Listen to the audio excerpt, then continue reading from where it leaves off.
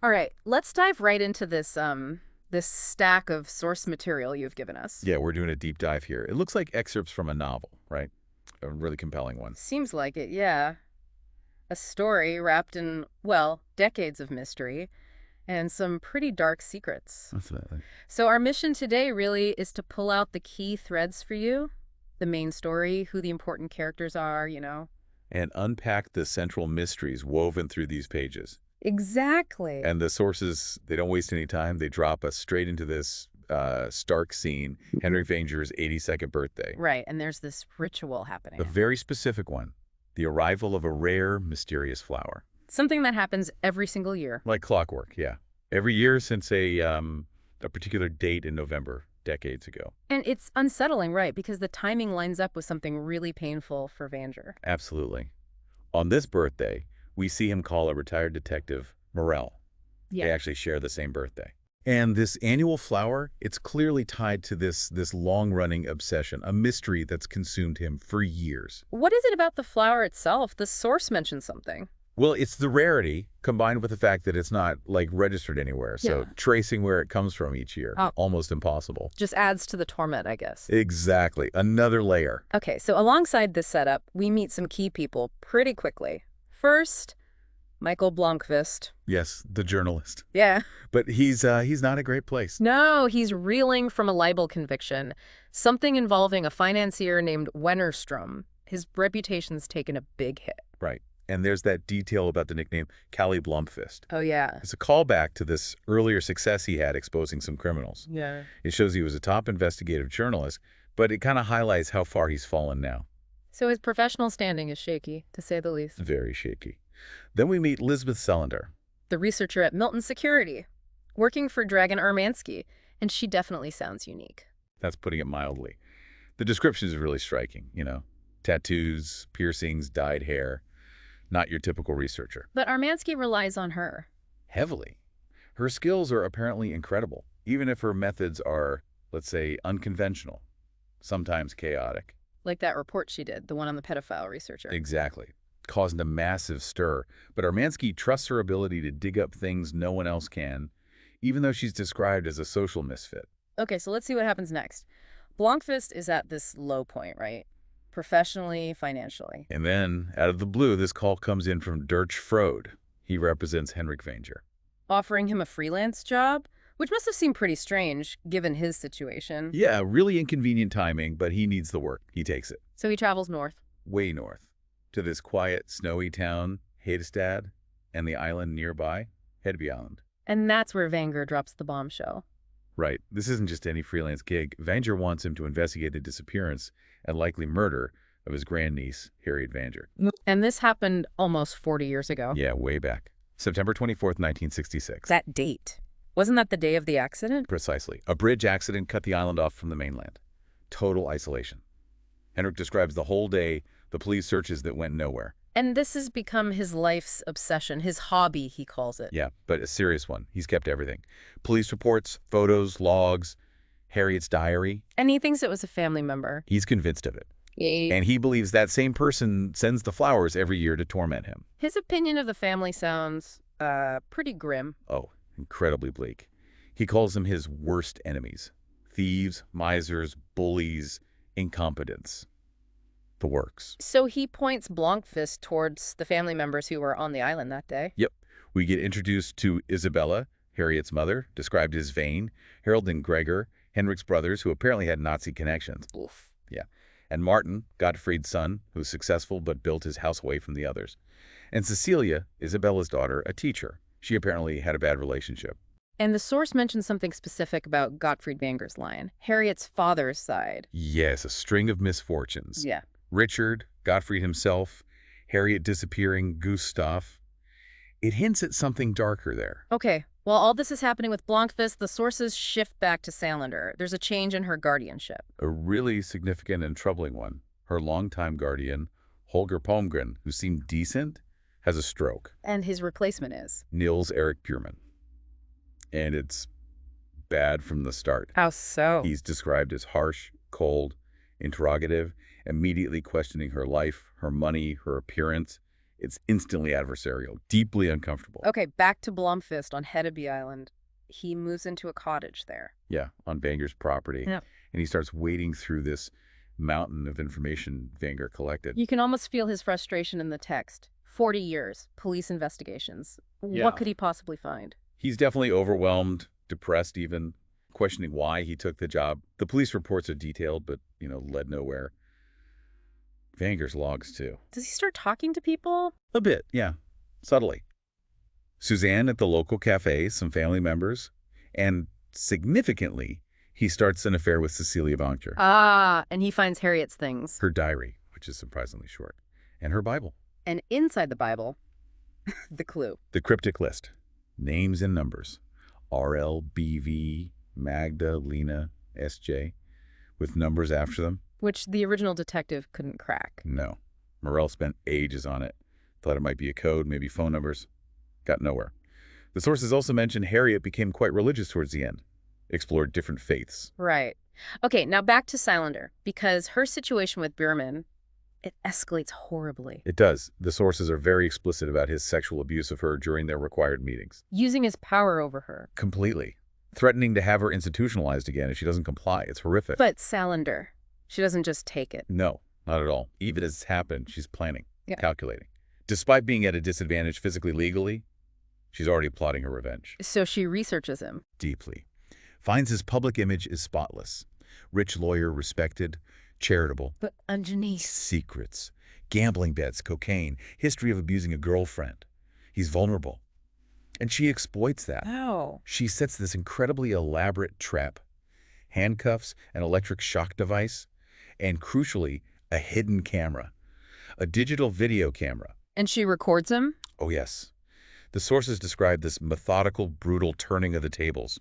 She humiliates him, tortures him, forces him to confess everything on camera. Wow. So the video is her weapon. Her absolute leverage. She dictates exactly what his reports about her most say, that she's normal, employed, self-sufficient, total control. And the threat. If he ever contacts her, if he dies suspiciously, if he ever touches her again, the video goes straight to the media. Her parting line is chilling. Keep it in mind that I'm crazy, won't you? It really shows this ruthless, calculated side of her. Absolutely. Unforgiving. Okay, so this is where things start to connect, right? Blomkvist's investigation and Salander's skills. Exactly. Dirch Frode needs to dislocate Blomkvist for Vander. And he knows Salander has these, unique research abilities, so he hires her for a background check. On Blomkvist. On Blomkvist. And Salander being Salander, she delivers this incredibly detailed report. Stuff Blomkvist thought was ancient history. Which leads her to Hedeby Island. She just shows up at his cottage. How does Blomkvist react? He must know she hacked him. He confronts her about it, yeah. But instead of being angry, he sees how skilled she is. He recognizes her potential. And asks for her help. Asks for her help on the Vanger case. Despite her being so closed off, so intensely private, she actually agrees. Why? She admits she enjoys the game, uncovering secrets. It's the beginning of this very unlikely partnership. So Salander tackles the list from Harriet's Bible. She does. And this is where her particular genius just shines. What does she find? A pattern. A horrifying one. The names and numbers. They match women who were murdered years ago across Sweden. Magda in Karlstad, Raquel in Landskrona, Leah in Uddevalla. And then the connection gets even darker. She links these murders to specific verses in the Bible, in Leviticus. Leviticus. Yeah, passages like 20.110, 20.1, 20.13.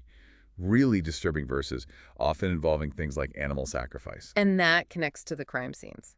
Elements found at the murder scenes mirrored these passages. It's bizarre and chilling. And she finds something else, doesn't she? About Harriet's father. Gottfried Vanner. She discovers he was actually in places like Karlstad and Uddevalla around the times those specific murders happened. That can't be a coincidence. No way. So while Salander's uncovering this pattern, Blomkvist has his own breakthrough. Yes, back on the island. He's looking at old photos from the day Harriet vanished. He figures out that one picture of her watching a parade must have been taken from a specific window in Hedestad. So he goes looking for more photos from that day. To the local newspaper archive, the Hedestad Courier. He digs through everything from September 24th, 1966. And finds an image showing someone opening the window in Harriet's room right around the time she disappeared. Okay, interesting. But there's more.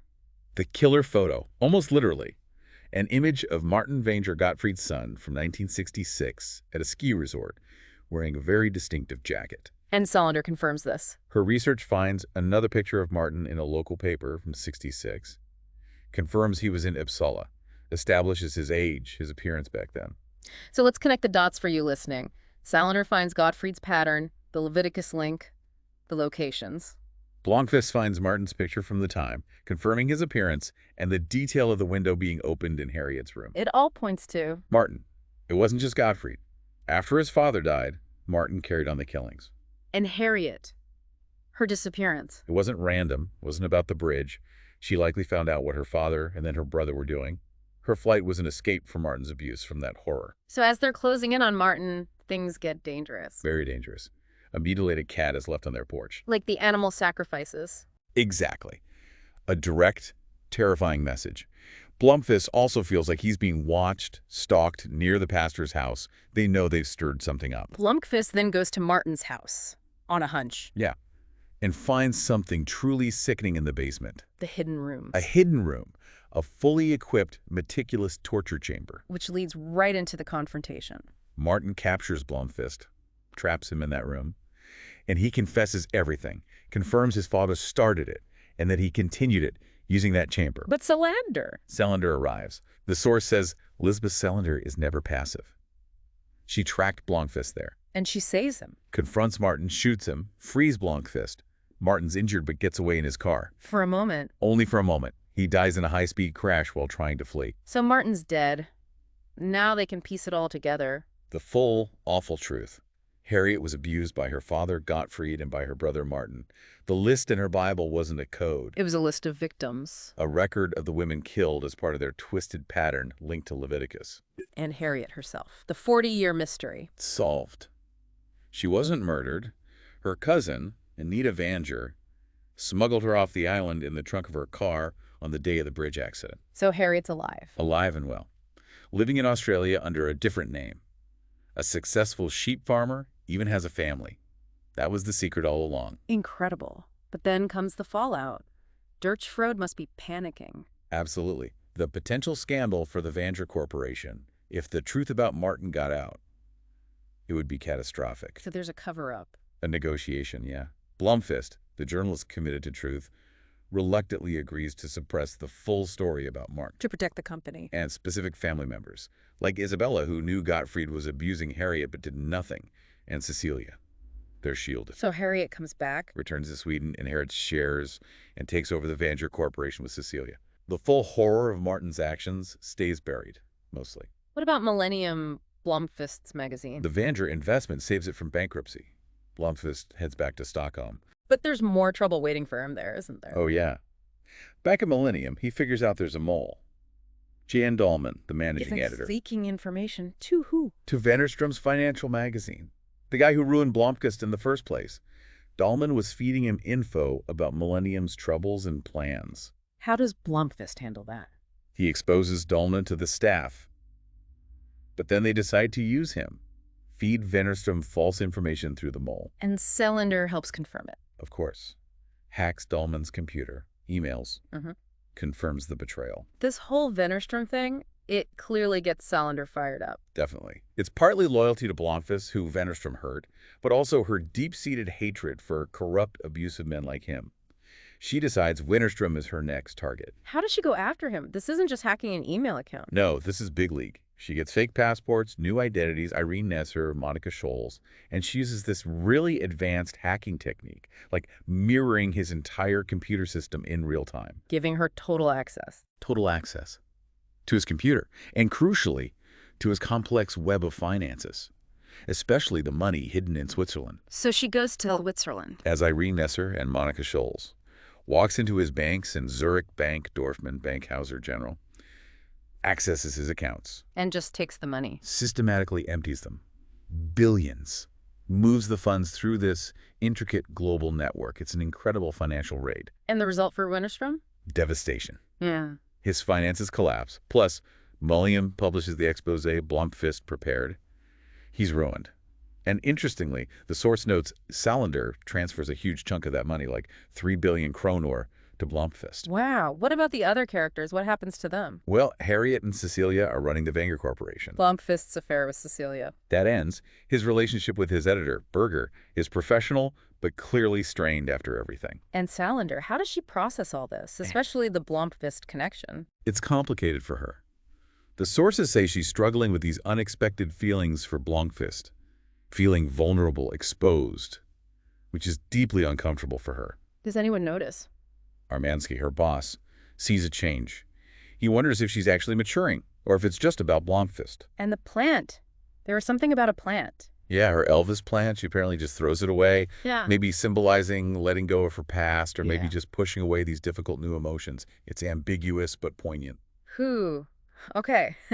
That was quite a journey through these sources. We've covered a lot. Decades of secrets, corporate intrigue, terrible abuse. But also incredible survival, unlikely alliances, and some pretty extreme acts of revenge. From those first mysterious flowers all the way to Martin's hidden basement and Salander's massive financial hack, it's a really complex picture. Absolutely. A tapestry of secrets, really. Yeah. So you provided us with these sources, and we really hope this deep dive has helped illuminate that core story for you, helped you understand these really compelling characters, Blomkvist, Salander, the Vangers, and grasp the scale of the revelations here. It's definitely a stark reminder, isn't it?